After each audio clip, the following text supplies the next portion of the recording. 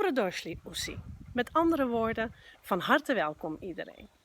Welkom op ons YouTube-kanaal van de Associatie voor de Regionale Toeristengidsen van Slovenië. Mijn naam is Emma Faber en ik laat u vandaag graag kennis maken met enkele symbolen die je terugvindt in Slovenië. We beginnen met het logo van de associatie. Dit logo is ontstaan naar het idee van een geïllustreerde anjer. De anjer werd in de 19e eeuw door de Slovenen gekozen als hun meest populaire bloem. Deze bloem staat ook voor fascinatie, affectie en voor de liefde. Samen met de rode roos staat zij ook voor socialisme en voor de arbeidsbeweging. Het tweede symbool heeft u waarschijnlijk al wel herkend. Dit is het locatiesymbool. Deze staat voor onze 12 verschillende regio's binnen Slovenië.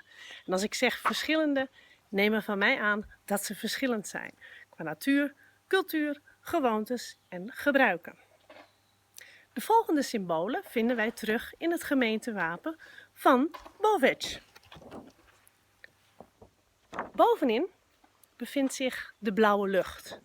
En deze is uiteraard nergens zo blauw als hier in de gemeente Boveč. Dan zien wij een berg.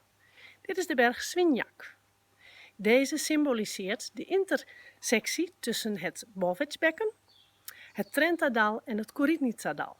Tevens zien we ook een witte gedeelte van de Svinjak.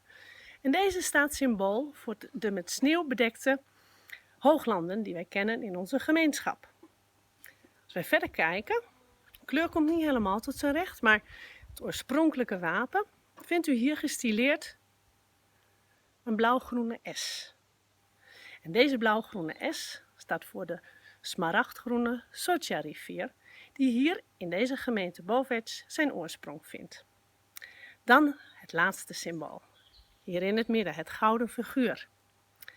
Dit is onze springende slaterrog, de gems met de gouden horens.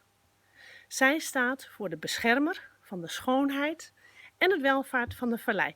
Haar springende figuur staat voor haar adellijke en vastberaden inwoners.